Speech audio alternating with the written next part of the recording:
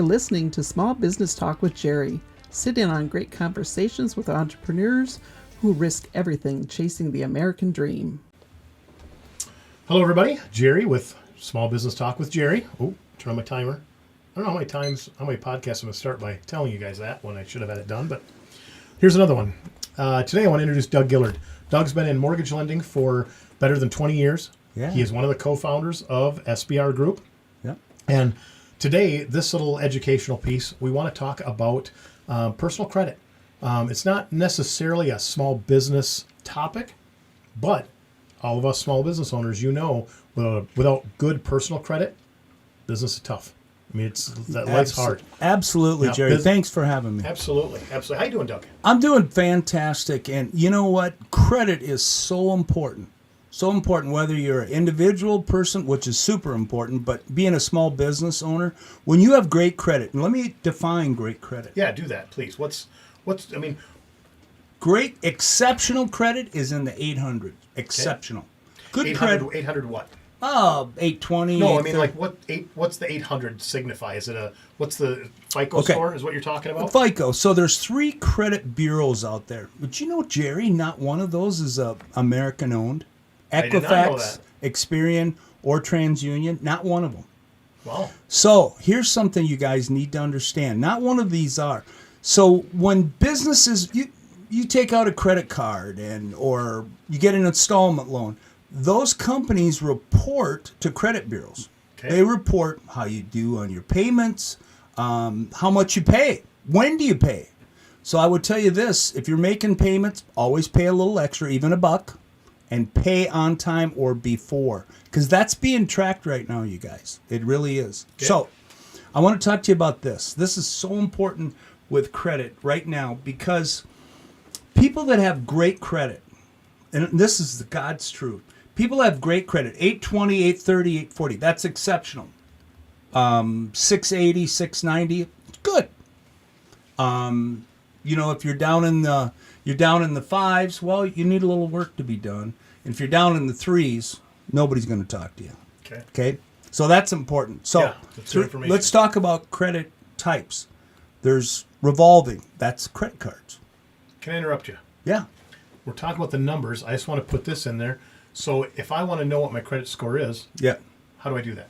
Well, you know what? The funny thing is right now, all banks, credit unions give you a score. Okay. Did you know that? I didn't. So I can just walk into my bank and say... you sign on. You sign on and there's your score. You get a statement. There's your score. Okay. So it's easy to get. Yeah, and Jerry, that doesn't count against you. I don't know how they can get your score, but it's more accurate than Credit Karma. Okay. So Credit Karma, right? Oh, you're doing great, Doug. Super, your score's 820. Oh, but they're always trying to give me a credit card. Right. I don't want another credit card. I'm good. Right. So here's the tip. So I'm going to tell you a story, Jerry. I'm getting ready to go to South Africa. I want to take a Visa card and I want to take a Master. Why do I want to do that? Because I wasn't sure in South Africa. I was going on a safari. It's a fun trip. I wasn't sure what they would take. So I call both my Visa and my MasterCard, and I tell them that I'm going to be on these dates. I'll be in South Africa. Now, they're like the MasterCard, that interest rate was 17%. So I tell the person on the phone that I'm going on these dates, make sure I can use it. And I said, hey, can you do something about that interest rate? Oh, no, sir. Mr. Gillard, we charge 17. And I said, yeah, you can do something about it. I know you can. No, I'm pretty sure we can't. And I said, hey, would you happen to have a supervisor close by? So they get a supervisor on. You guys can do this. I got the supervisor on. I said, hey, I'm getting ready to go to South Africa. I want you to do something about my interest rate. Well, what's wrong with it? I said, it's too high. I'd like you to raise it a little bit. I feel guilty. I mean, seriously, Jay, I actually said this, you guys. I said it's too high. It's 17. Oh. I said, I've been with you for 15 years. And he goes, yeah. And I said, you need to help me out. Come on. He dropped it Dropped it down to 11%. But he said, okay, Doug, Mr. Gillard, only for these dates. Whatever you charge, that's what it's going to be. And I said, sounds great. Thank you. I appreciate that. Now, here's another key, you guys. When you have, and this happens, bad things happen to good people. Yes, but we've all experienced it. But here's the thing. Let's just say, for example, guys, that you, I don't know, you space out and you forget to make your credit card payment, right? Yep, it happens. All right. So you forget to pay it. So there's a 15 days. You go 15, that's a late penalty. You go 30, now they're going to report nasty things to the credit bureaus. Jerry, what would you do? I would be mad at myself. You're mad at yourself. For missing a payment, for being and dumb. you should be. But here's what you should do. And all of you listening should be doing the same thing. As immediately, as soon as you find out that you missed and you got a 30-day late, you call your credit company. And the very first person that you speak to is trained to tell you no. Correct. They can't reverse it. That they're trained to do that. And you say, well, you know, I've had your card for 10 years. I've never had a late. Can I talk to your supervisor? And they say, sure. So you get a supervisor on. Supervisor says, hey, Mr. Gillard, how can I help you? I said, well, you know, I just had some stuff going on in life. I paid late, a 30-day late. And I said, could you reverse that for me? And, could you take the late payment off too? Mm-hmm. They'll do it, you guys, one time. They will do it. But you got to get a hold of them right away, and you've got to ask them, very nice, if they would please reverse it. And make sure you get a supervisor. Great, huh? Awesome. Isn't that awesome? Yep, great advice. Great advice. It really is. It really is. Because that'll cost, I mean, how much is that one late fee once it gets reported? What's that going to cost you over the long term when you start seeing rates changing? Because you're not reliable. That's a great question, Jerry. So that one 30-day late is probably going to drop your score by 30 to 40 points. 30 to 40. That's huge.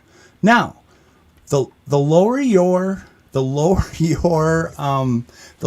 credit score is, the higher your interest rate. And that goes across the board from mortgages, installment loans, to revolving credit. Oh yeah, that one 30-day late. Yeah, that could affect so many things. Oh my word.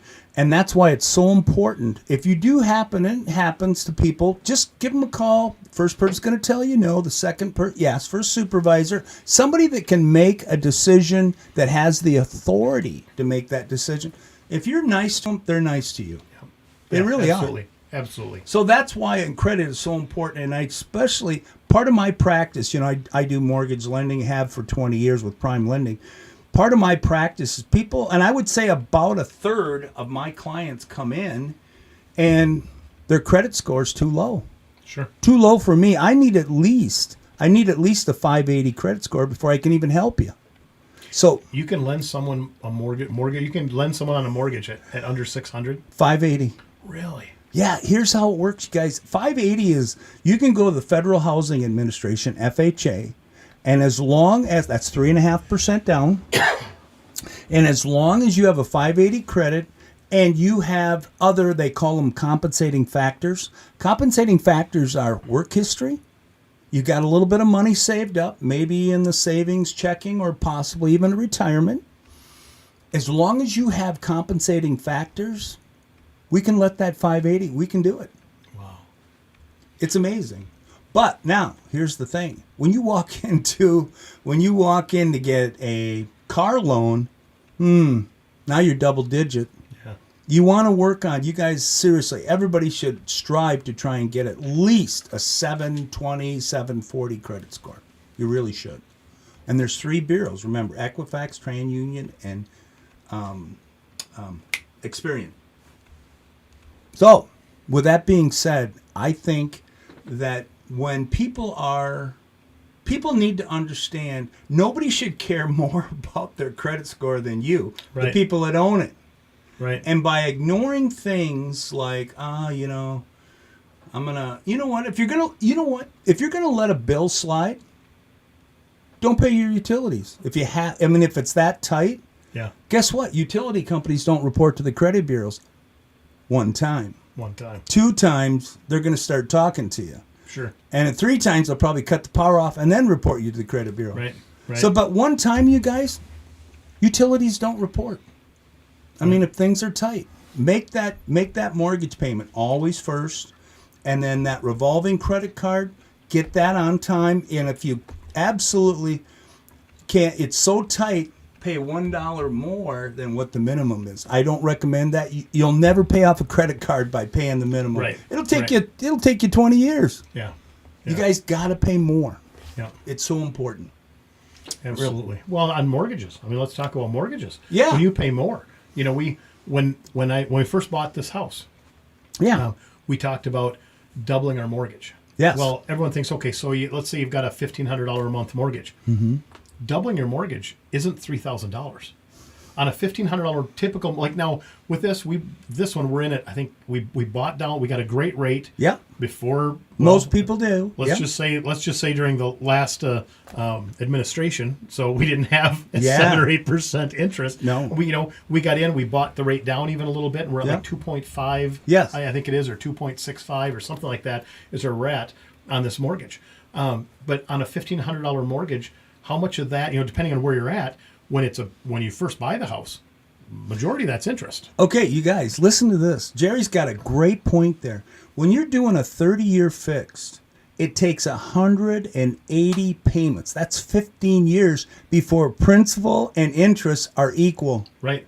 So when your first payment is of $1,500, Yeah. just throw me a ballpark on what would you guess the interest versus principal would be on that first payment? I would say interest on that very first payment would be somewhere around $1,300. So to double your mortgage payment Yeah. on $1,500, Yeah. you need to pay around $1,700. Yeah. And that doubles your mortgage payment because it doubles your principal. Yeah. And that's how we've always done it. We always, every month when you look at your statement, whatever your principal is, you write your check, you add you double the principal. Well, every payment you do that on, when you do that, of course, your interest drops faster. Yep. And so every payment is more expensive than the last. Right. When you do that. So you guys, you get an amortization schedule. And on that, if all banks, credit unions, mortgage companies give you a mortgage amortization schedule, you can go in and play with that and say, hey, if I throw an extra $200 a month on my principal, how does that shorten my loan? And this is serious, on a 30-year fix, 30 years, if you make one extra principal payment, you'll pay off over 30 years, you'll pay it off 7 years faster. Yeah. By making extra principal payment, just one. Just one a year, not One every month. Right, just Right. one. So if that principal payment is whatever, like Jerry said, $1,500, make sure you can spread it over 12 months or just write a check. Yep. Yep. Well, Doug, we're at a little over 12 minutes. How about some closing thoughts? Yeah, so this is what I don't care. Here's my thoughts on that, Jerry. Credit is so important, and especially now, whether you're an individual, whether you're a small business owner, if you are sitting in the driver's seat if you have an 820 credit score. Remember, when you don't need money, banks and credit unions are throwing money at you. Yeah, absolutely. They They want to give you money because, hey, this guy's a great bet. He's low risk. He's got an 800 credit score. He's got money in the bank. Here's more money. Here's more money. That's when so I want to leave it that there's more to this, but we'll take that up on another podcast. Yeah, because I've had a great story with another Yeah. small business owner friend of mine. Yeah. Doug, thanks for coming out. Oh, my God. Thanks, And, Jerry. you I had a bet. great time. All right, we'll talk soon. Thank you.